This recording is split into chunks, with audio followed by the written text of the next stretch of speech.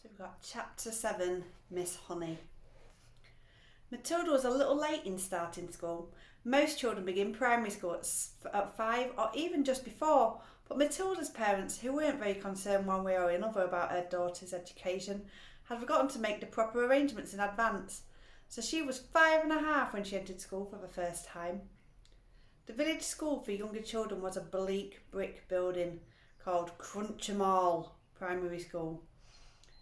It had about 250 pupils aged from 5 to just under 12 years. The head teacher, the boss, was a supreme commander of this establishment. She was a formidable middle-aged lady whose name was Miss Trunchbull. So it doesn't sound, she was formidable, she was very powerful, okay? Naturally, Matilda was put in the bottom class where there were 18 other small boys and girls about the same age as her. Their teacher was called Miss Honey, not Miss Mayron. About as kind as Miss Mayron, no. And she could not have been more than 23 or 24, about the same age as well. She had a lovely pale oval Madonna face with blue eyes and light brown hair. Her body was so slim and fragile, one got the feeling that if she fell over she would smash into 1,000 pieces like a porcelain figure. Miss Jennifer Honey was a mild and quiet person who never raised her voice and was seldom seen to smile. But there was no doubt she possessed a rare gift of being adored by every small child under her care. She seemed to understand totally the bewilderment and fear, so the worry and the confusion that was often known for young children who, at first time in their lives, were herded into a classroom and told to obey orders. Some curious warmth that was almost tangible shone out of Miss Honey's face when she spoke to a confused or homesick newcomer. Miss Trunchbull, the headmistress, was something else altogether. She was a gigantic holy terror, a fierce tyrannical monster, so she was in charge and gave lots of orders, who frightened the life out of pupils and teachers alike.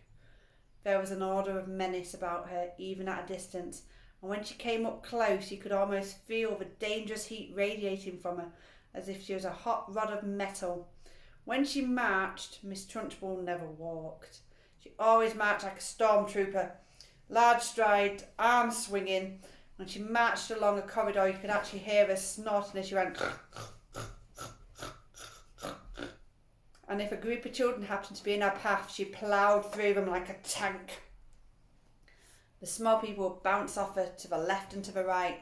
Thank goodness we don't meet many people like her in this real world, although they do exist and all of us are likely to come across at least one of them in our lifetime. If you ever do, you should behave as you would if you met an enraged rhinoceros out of a bush. Climb up to the top of the nearest tree and stay there until it's gone away. This woman, in all her eccentricities and her appearance, was almost impossible to describe, but I shall try to make some attempt to do so later. Let us leave her for a moment and go back to Matilda on her first day in Miss Honey's class. After the usual business of going through all the names of the children, Miss Honey handed out a brand new exercise book to each pupil. "You've all brought your own pencils, I hope," she said. "Yes, Miss Honey," they chanted. "Good. Now this is the very first day of school for each one of you. It is the beginning of at least 11 long years of schooling that you are all going to have to go through. And 6 of those will be spent right here at Crunch'em Hall, where you know the headmistress is Miss Trunchbull. Let me, for your own good, tell you something about Miss Trunchbull. She insists upon strict discipline along school. And if you take my advice, you will do your very best to behave in her presence. Never argue with her. Never answer her back. Always do as she says. If you get on the wrong side of Miss Trunchbull, she can liquidize you like a carrot in a kitchen blender. It's nothing to laugh about, Lavender. Take that grin off of your face." So that's Miss Honey there. That's a nice teacher, isn't she? Looks nice and kind. All of you be wise to remember that Miss Trunchbull deals very, very severely with anybody that gets out of line in this class. Have you got the message? "Yes, Miss Honey," chirped 19 eager little voices. "I myself," Miss Honey went on, want to help you to learn as much as possible while you're in this class. That is because I know it will make things easier for you later on. For example, by the end of this week, I shall expect each and every one of you to know your 2 times tables by half. And in a year's time, I hope you will all know the multiplications up to 12. It will help you enormously if you do. Now then, do any of you happen to have learnt your 2 times tables already? Matilda put her hand up. She was the only one. Miss Honey looked carefully at the little girl with her dark hair and round, serious face sitting in the second row. Wonderful, she said. Please stand up and recite as much of it as you can. Matilda stood up and started to recite the 2 times table. When she got to thrice 12 is 24, she didn't stop. She went on to thrice 13 is 26, thrice 14 is 28, thrice 15 is 30, thrice 16 is... Stop, Miss Honey said. She had been listening slightly spellbound by the smooth recital, and now she said, How far can you go? How far? Matilda said. I don't really know, Miss Honey. For quite a while, I think. Miss Honey took a few moments to let this curious statement sink in. You mean you could tell me what 2 times 28 is? Yes, Miss Honey. What is it? 56, Miss Honey. And what about something much harder, like 2 times 486? Can you tell me that? I think so, yes, Matilda said. Are you sure? Yes, Miss Honey, I'm fairly sure. What is it then? 2 times 486. 974, Miss Matilda said immediately. She spoke quietly and politely and without any sign of showing off. Miss Honey gazed at Matilda with absolute amazement.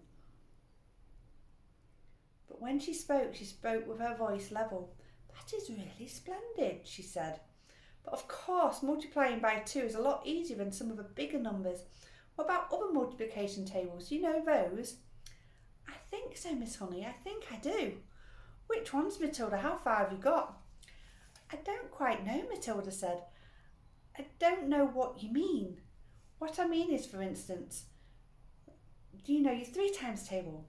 Yes, Miss Honey. And your 4 times? Yes, Miss Honey. Well, how many do you know, Matilda? Do you know all the way up to the 12 times table? Yes, Miss Honey. What are 12 sevens? 84, Matilda said. Miss Honey paused and leaned back on a chair behind a plain table that stood in the middle of the floor in the classroom. She was considerably shaken by this exchange, but took no care to show it. She never had come across a 5-year-old before, or indeed even a 10-year-old who could multiply with such ease. I hope the rest of you are listening to this, she said to the class. Matilda is a very lucky girl. She has wonderful parents who have already taught her to multiply lots of numbers. Was it your mother that taught you this, Matilda? No, Miss Honey, it wasn't. You must have a great father then. He must be a brilliant teacher. No, Miss Honey, Matilda said quietly. My father didn't teach me. You mean you taught yourself? I don't quite know, Matilda said truthfully. It's just that I don't find it very difficult to multiply one number to another. Miss Honey took a deep breath and let it out slowly. She looked again at the small child with bright eyes standing beside her desk, so sensible and so solemn. You say you don't find it difficult to multiply one number by another, Miss Honey said. Could you try to explain that a little bit? Oh dear, said Matilda. I'm not really sure. Miss Honey waited. The whole class were silent and listening. For instance, Miss Honey said, if I asked you to multiply 14 by 19... No, that's too difficult. It's 266, Matilda said softly. Miss Honey stared at her. Then she picked up a pencil and quickly worked on the sum on a piece of paper. What did you say it was? She said, looking up. 266, Matilda said. Miss Honey put down her pencil and removed her spectacles and began to polish the lenses with a tissue. The class remained quiet, watching her, waiting to see what was going to happen next. There she is. She's a little bit shocked, I think. Matilda was still standing by her desk. Now tell me, Matilda, Miss Honey said, still polishing. Tell me exactly what goes on in your head when you do multiplication like that. You obviously have to work it out in some way, but you seem to be able to arrive at the answer almost immediately. Take the one you've just done, 14 multiplied by 19. I simply put the 14 down in my head and multiply it by 19, Matilda said. I'm afraid I don't know how else to explain it. I've always said to myself that if a little pocket calculator can do it, why shouldn't I? Why not indeed, Miss Honey said. The human brain is an amazing thing. I think it's a lot better than a lump of metal, Matilda said. That's all a calculator is. How right you are, Miss Honey said. Pocket calculators are not allowed in this school anyway. Miss Honey was feeling quite quivery. There was no doubt in her mind that this was a truly extraordinary mathematical brain, and words like child genius and prodigy started to flit through her mind. She knew that these sorts of wonders do pop up in the world from time to time, but only once or twice in 100 years. After all, Mozart was only 5 when he started to compose for the piano, and look what happened to him. It's not fair, Lavender said. How can she do it and we can't? Don't worry, Lavender, you'll soon catch up, Miss Honey said, lying through her teeth. At this point, Miss Honey could not resist the temptation of exploring still further the mind of this astonishing child.